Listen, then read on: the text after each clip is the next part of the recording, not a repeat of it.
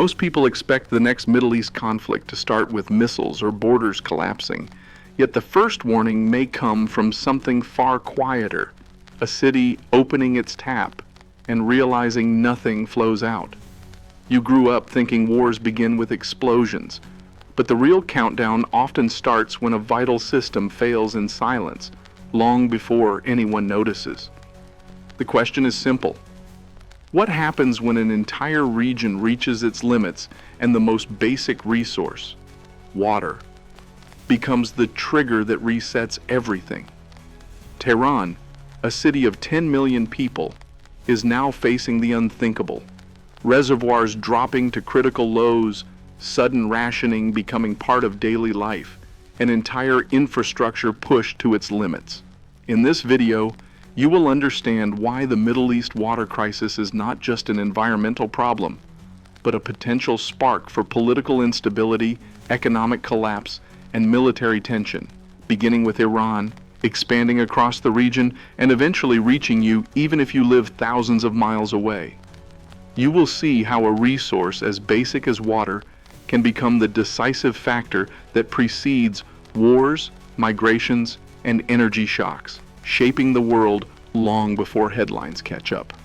If you want to stay ahead of the crises that are quietly reshaping the future, consider subscribing.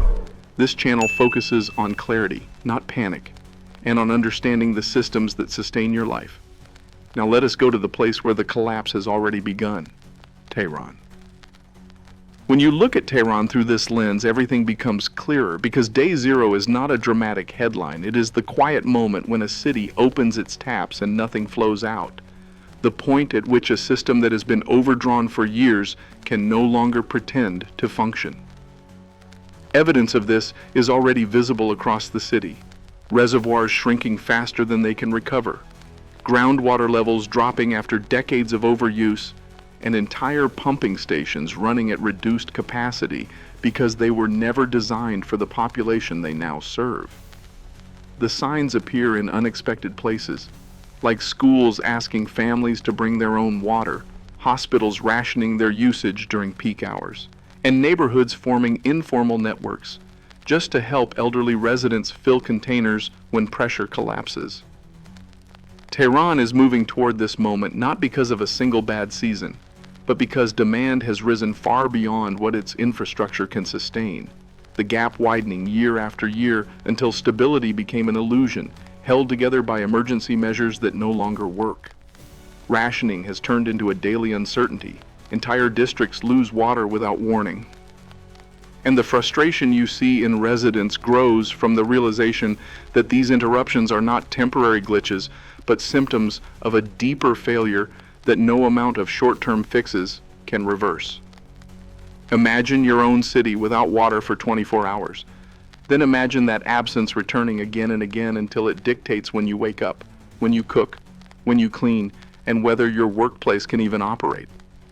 Tehran is revealing what it looks like when a modern society crosses a threshold it never believed it would reach, a threshold where the most basic assumption that water will always be there no longer holds. And the most important part is this: Iran is not an exception. It is an early warning. Once you understand Tehran as an early warning, the deeper mechanics behind its crisis become visible, because the collapse is not driven only by climate. It is the result of decades of poor management, inefficient agriculture that consumes far more water than the land can support, an infrastructure that was never modernized as the population grew. In many parts of the region, water has been treated like a form of debt, something you can keep withdrawing from even when the account is already empty.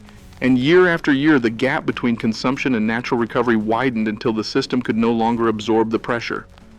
The real danger is not the moment the water disappears, it is the moment a country loses the ability to manage the crisis that follows. The moment when improvisation replaces planning and every decision becomes reactive.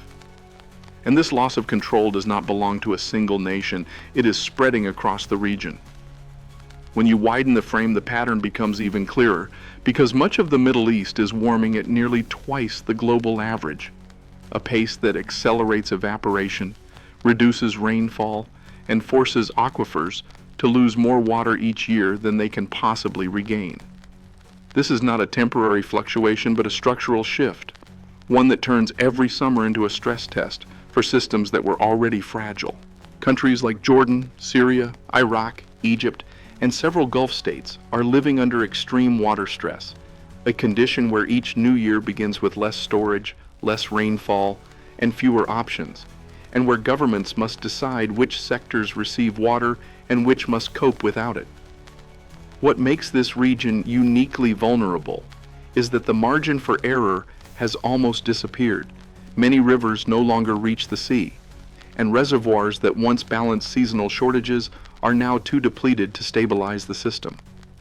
In this environment, water becomes the most fragile strategic resource, far more decisive than oil or borders, because it determines food production, population stability, energy generation, and the basic legitimacy of the state, the ability to meet the most fundamental needs of its citizens.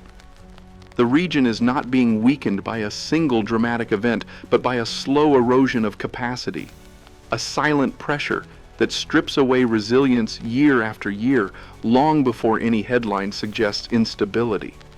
And if you think the story reaches its peak here, you only need to look toward the eastern edge of the region. If you move east, the pressure intensifies, because Pakistan is facing a second front where groundwater is being drained faster than it can recover, and seasons swing violently between severe droughts and sudden floods that destroy what the drought left behind. This instability is crushing agriculture, raising the price of essential foods, and eroding the income of rural communities that depend entirely on predictable water flows, adding strain to a population already challenged by economic uncertainty. The greatest risk comes from the rivers Pakistan shares with India, especially the Indus system, a network that supports tens of millions of people and operates under a treaty signed in the early Cold War era, a treaty that assumed climate patterns far more stable than the ones we see today.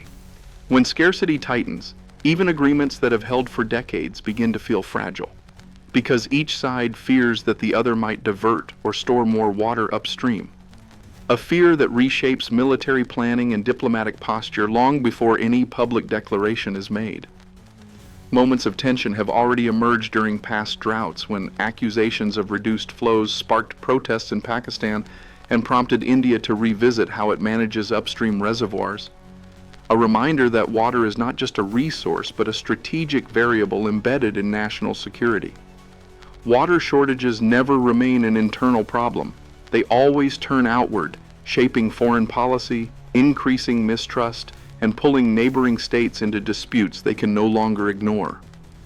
Now, we can understand what makes this situation potentially explosive.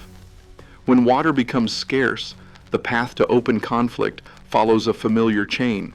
First, agriculture collapses, then prices rise, protests spread, governments respond with repression, institutions weaken, and the vacuum that forms is quickly filled by groups that thrive in instability, turning local pressure into regional tension. Dams and shared rivers become tools of leverage, not just engineering structures, but instruments of negotiation and coercion, because controlling water means controlling the ability of millions of people to farm, to work, and simply to live. In this environment, water turns into a strategic asset, an invisible weapon that determines who has stability and who faces collapse, and the decisions made around it ripple across borders, whether nations intend it or not. The world cannot afford to ignore what follows from this kind of breakdown. A crisis like this does not stay confined to the Middle East, because when water systems fail in such a strategic region, the effects reach the West through rising energy prices, disruptions in trade routes, instability in financial markets, and migration pressures that reshape borders and political priorities. A drying reservoir in the Gulf can influence how much you pay for fuel. A failed harvest in Iraq can shift global grain prices within weeks. And interruptions to regional exports can ripple through supply chains that American supermarkets and manufacturers quietly depend on. Even the insurance sector in the United States feels the pressure when instability spreads across energy corridors, because higher geopolitical risk raises costs for shipping, refining, and storage, and those costs are passed on to consumers without them ever realizing why a simple product became more expensive. These shocks travel farther and faster than most people imagine, moving through the systems that power your home, stock your grocery store, and stabilize your retirement account, linking your daily routine to events unfolding thousands of miles away. A reservoir running dry in another country can quietly change the price of your groceries, the stability of your job, and the reliability of the infrastructure you rely on every day. Not through a single dramatic event, but through subtle shifts that accumulate until they reshape the economic landscape. But this crisis also carries a deeper lesson. The deeper lesson is that water acts as one of the most reliable early indicators of future instability.